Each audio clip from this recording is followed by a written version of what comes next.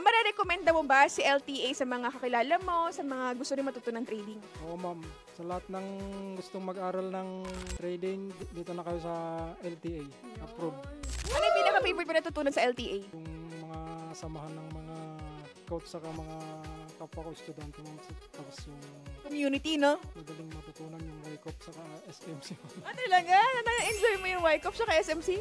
Parang, oo ma'am.